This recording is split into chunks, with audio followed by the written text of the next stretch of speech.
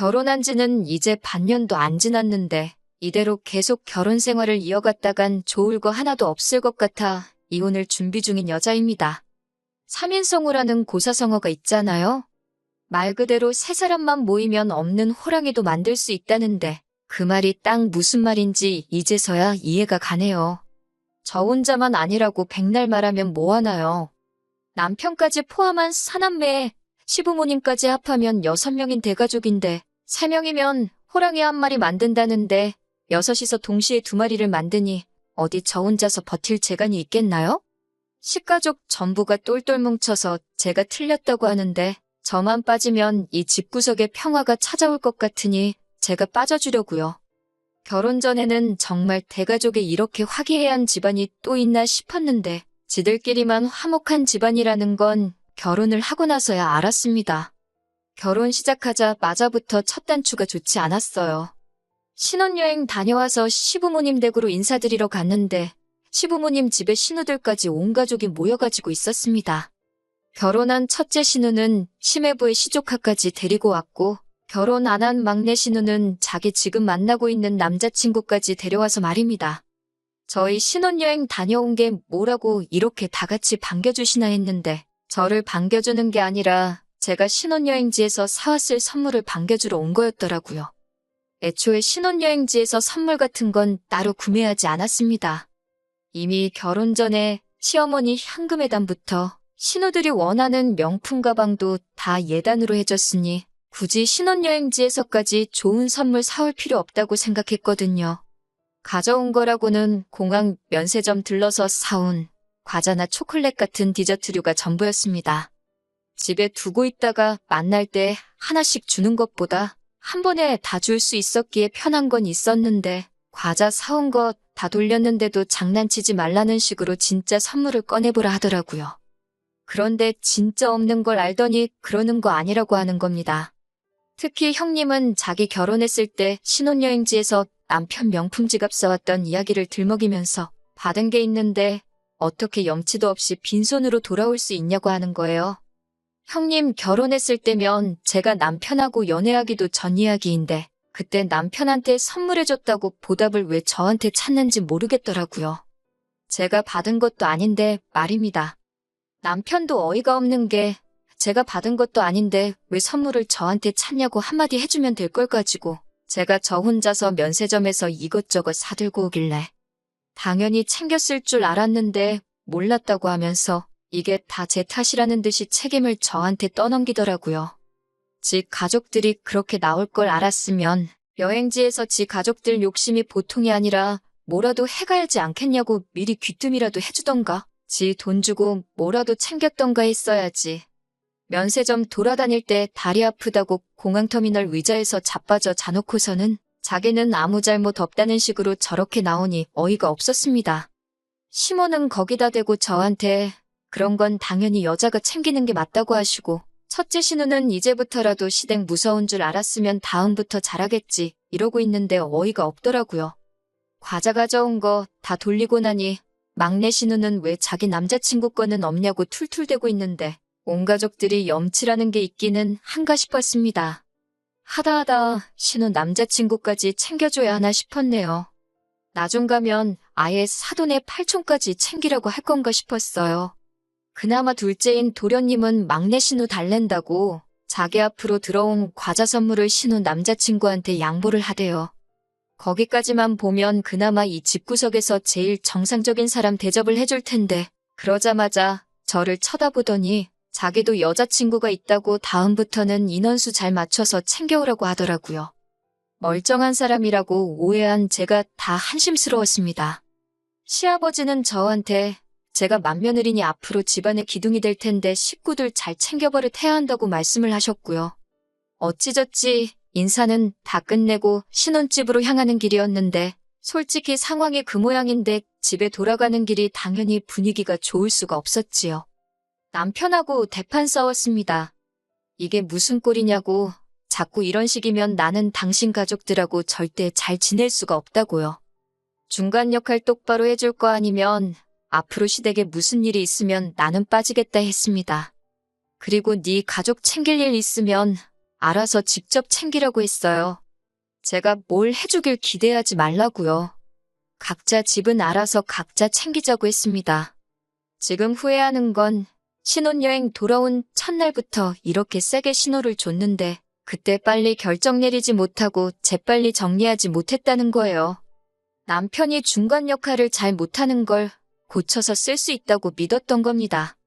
애초에 사상부터가 며느리라면 자고로 시가 식구들한테 찍소리도 못한다는 생각을 가지고 있는 놈을 고쳐서 쓰려고 했으니 거기서부터가 문제였지요. 신혼여행 다녀와서 2주일 뒤가 남편 남동생 그러니까 도련님의 생일이었어요. 생일 파티 한다고 시댁에서 모이기로 했는데 시어머니한테 전화가 왔습니다. 무슨 일인가 했는데 시동생 생일 파티하기 전날에 시댁에 와서 하루 자고 가라고 하더라고요. 왜 멀쩡한 신혼집 냅두고 시댁 와서 자고 가라는가는 안 봐도 뻔한 일이었죠. 식구가 많으니 먹는 입도 많다고 음식 준비 혼자서 못하겠다고 하는 소리입니다. 같이 사는 신우도 있는데 시동생 생일상을 며느리인 저한테 준비시킬 심산인 거죠. 회사 때문에 그렇게는 못할 것 같다고 했어요. 시어머니는 퇴근하고 오라는 건데 회사 탓을 하냐며 뭘 하시길래 회사가 요즘 바빠서 야근도 많고 그날은 정말로 밀려있는 잔업을 해야 해서 가지 못할 것 같다 대답했습니다.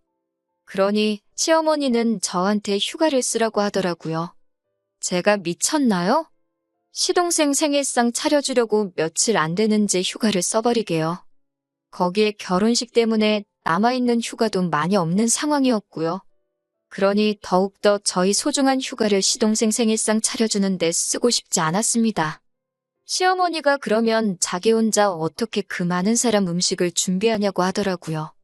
시집간 큰신우 전업주부하고 있는데 큰신우 부르시라 집에도 아가씨 같이 살고 있지 않느냐 물어보려다가 더 길게 말해봐야 시모 심기만 건드릴 것 같아서 저는 잘 모르겠고 그날은 휴가도 쓸 수 없고 안타깝게도 도와드릴 수 없다고 딱 잘라 말했습니다.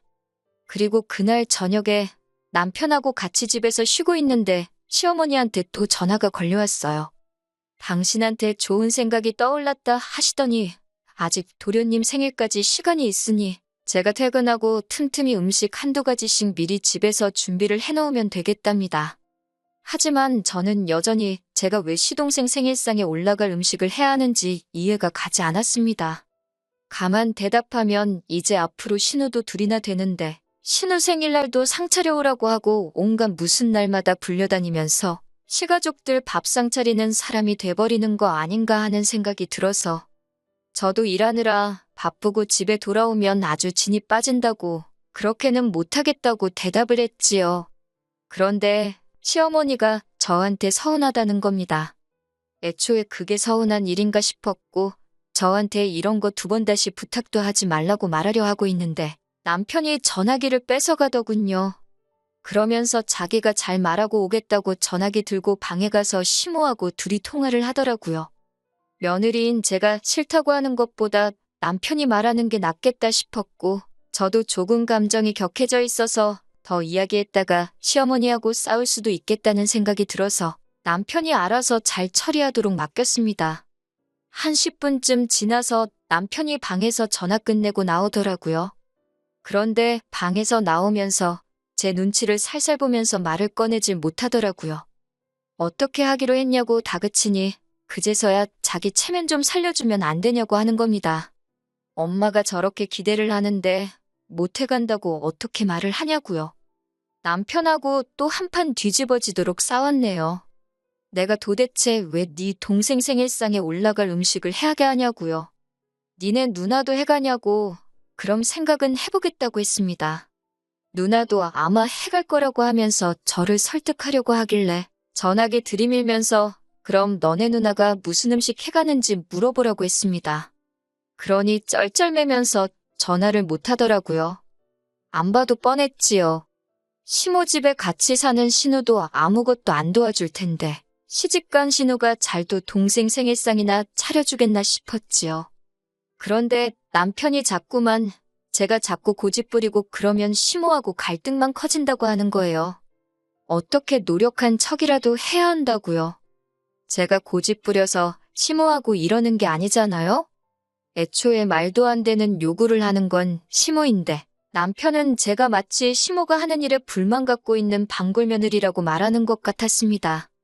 남편한테 그렇게는 못한다. 어머님한테 다시 전화드리겠다 한참 실랑이 하다가 남편이 그러면 그냥 음식을 우리가 사가자고 사가서 우리가 해온 척 하면 되지 않겠냐고 하는 겁니다. 어차피 남편, 시어머니 뜻 거역도 못할 테고 저를 설득하려고 들게 뻔했기 때문에 알아서 하라고 했습니다. 다만 메뉴 고르는 것부터 전부 다 네가 하라고 나는 그냥 시댁에서 적당히 맞장구나 쳐주겠다 했지요.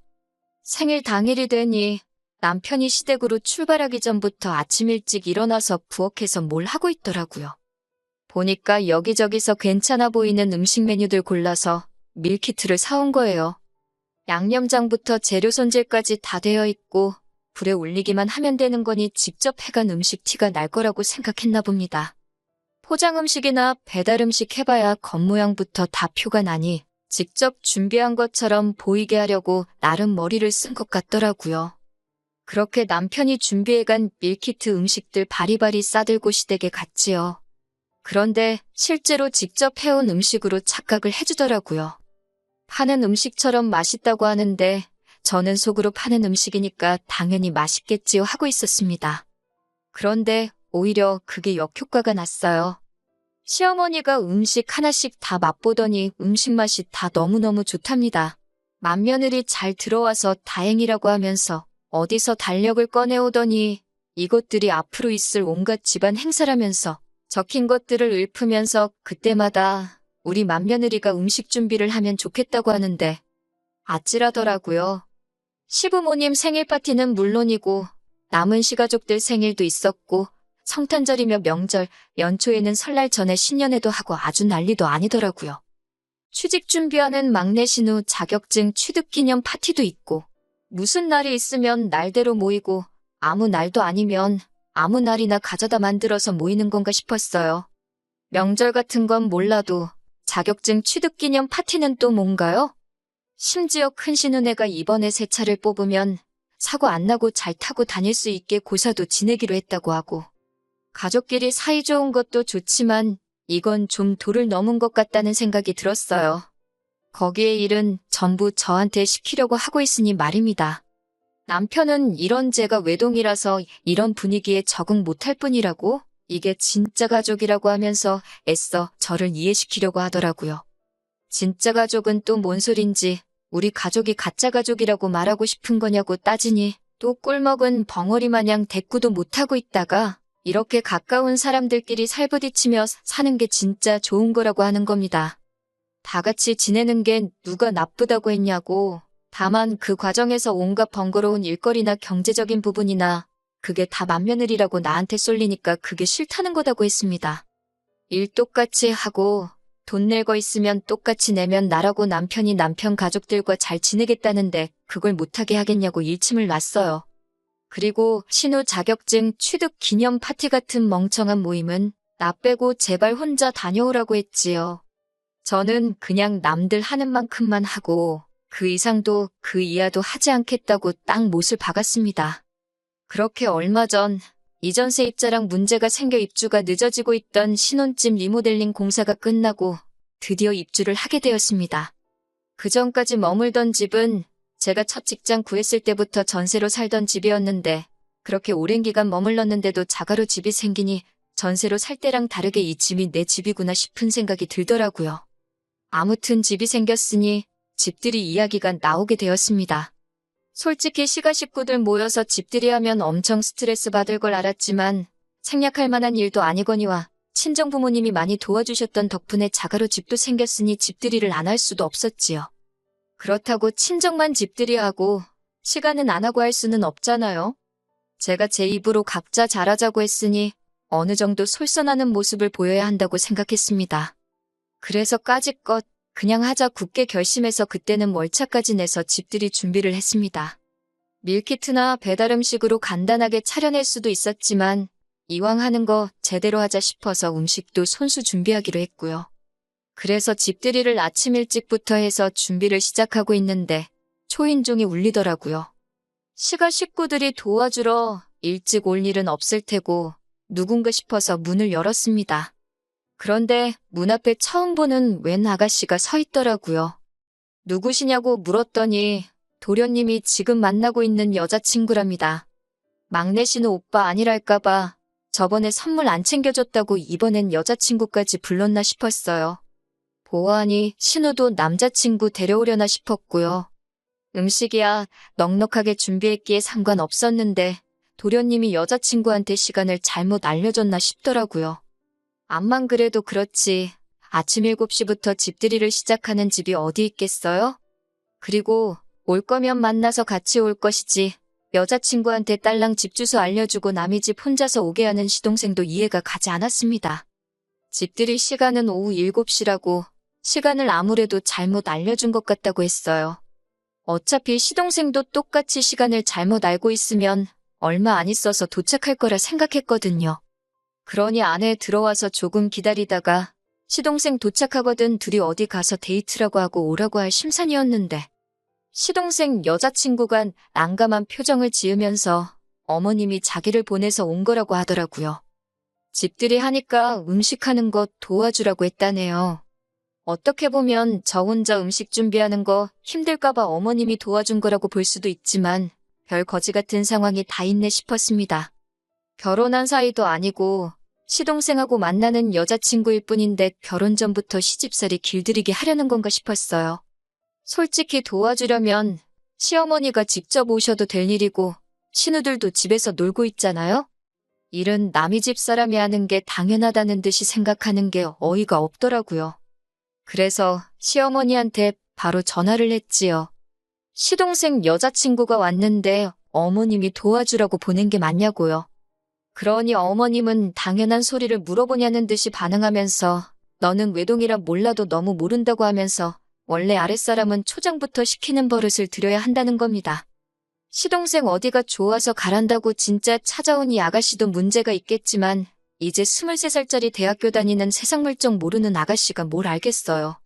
그냥 남자친구 어머니가 시키는 거니까 하는 수 없이 온 거라는 생각밖에 안 들고 그걸 보내라고 한 어머님이나 그걸 가라고 부추긴 시동생이나 일손 돕겠다는데 뭐가 문제냐는 남편 꼬라지를 보고 있으니 자기들끼리만 화목한 이 집구석 식구들이 며느리들 알기를 아주 우습게 알고 있구나 하는 생각이 들었습니다. 그래도 찾아왔는데 그냥 보낼 수는 없으니 안 도와줘도 좋으니 편히 쉬고 있으라고 했어요. 저녁 시간 돼서 집들이 시작하니까 시가 식구들 한 명씩 도착하는데 집들이라고 손에 선물이라고 들고 온 게 큰 신우가 휴지 하나 사들고 온 게 전부였습니다. 뭐 대단한 선물 바란 건 아니지만서도 말도 안 되는 시댁 행사 강제 참여시키는 건 고사하고 당장 시동생 생일상까지 부탁하던 사람들이 주거니 받거니 하면서 저도 가족의 일원으로 인정해주는 것처럼 보이진 않았어요. 집들이 끝나니까 당연한 듯이 또 시동생 여자친구 시켜서 뒷정리 도와주라 그러고는 지들끼리는 잘 먹었다 하고 뒤도 안 돌아보고 집으로 돌아가더군요. 심지어 자기 여자친구인데도 시동생은 시부모 차 타고 따라서 집으로 돌아갔고요. 이 아가씨도 참 심란하겠다 싶더군요. 뒷정리 도와준다고 옴짝달싹 못하고 있길래 손님이 무슨 일을 하냐고 그냥 돌아가라고 했어요. 시동생한테 가스라이팅을 얼마나 당한 건지 계속 눈치 보고 있길래 오늘 아침 일찍부터 와줘서 너무 고생 많았다고 하면서 아가씨가 우리 도련님이랑 얼마나 깊은 사이고 어떤 미래까지 그리고 있는지는 모르겠지만 아가씨 앞으로 앞날이 창창한데 굳이 도련님하고 꼭 결혼해야겠다는 생각 아니면 일찌감치 헤어지는 게 좋겠다고 했습니다. 지금 나 보라고 나도 결혼한 지 반년도 안 지났는데 벌써부터 회의감을 느낀다고요. 제 말이 끝나기 무섭게 펑펑 울길래 어르고 달래서 집에 보냈습니다. 아가씨 배웅해주고 집에 돌아왔는데 남편은 집들이 끝나고 어지러진 상에는 손도 안 대고 소파에 걸터 앉아서 TV 보고 있더라고요. 안 그래도 도련님 여자친구 보고 생각이 많은데 집안일은 내일이라고 거들떠도 안 보는 남편 꼬라지 보니 우라가 치솟더라고요. 니네 식구 밥 먹은 건데 치울 생각도 없냐고 한마디 하니 남편이 며느리가 돼가지고 며느리 노릇 똑바로 안 하냐고 하는 겁니다. 왜 저렇게 뿔이 났나 했더니 지네 엄마가 신경 써서 시동생 여자친구 불러서 도와주게 시켰는데 며느리가 시어머니 성의를 무시했다는 거예요. 치우는 것도 저랑 그 아가씨랑 둘이서 치웠으면 금방 했었을 텐데 제가 쓸데없이 오지랖을 부려서 보내놓고는 그 아가씨가 할 일을 자기한테 떠넘기냐는 겁니다. 제 행동에 제가 책임을 지라는 거예요. 지금 시어머니가 며느리도 아니고 며느리가 될 사람도 아닌 아예 남의 집 멀쩡한 딸을 불러다가 일을 시키는 게 맞다고 생각하느냐 물었더니 여자가 잘해야지 집이 편한 거 아니겠냐고 하는 겁니다. 연애할 때부터 저렇게 잘하는 동생 여자친구를 보고 배우라는 거예요. 자기가 몇 번 참아줬더니만 며느리가 돼가지고 당연히 할 일을 안 하려고 하냐면서 저보고 며느리 노릇 똑바로 하라고 하더군요. 어차피 동생이랑 그 아가씨랑 결혼하면 제 쫄다고 생기는 건데 지금부터 확실히 가르쳐 놓는 게 맞다고요. 그 말을 들으니 남편이나 시가족들이 평소에 어떤 생각을 가지고 사는지 확신이 생기더라고요. 말은 동서 생기면 동서가 서열 맨 마지막이고 제가 수족처럼 부릴 수 있으니 그때 가서 제가 편해진다고 하지만 결과적으로는 저는 시댁에서 뒤에서 두 번째라는 거잖아요. 지난 몇 개월 동안 남편이 중간 역할 조금만 해주면 시가족 일로 싸울 일도 없고 잘 지낼 수 있을 거라고 생각했던 제 자신이 다 한심해지더라고요. 사람 고쳤을 수 없다는데 이건 남편 한 명만 고친다고 될 일도 아니었던 거예요. 오히려 이 집 식구들 중에 혼자 이게 틀리다고 생각하는 제가 비정상이었던 거예요.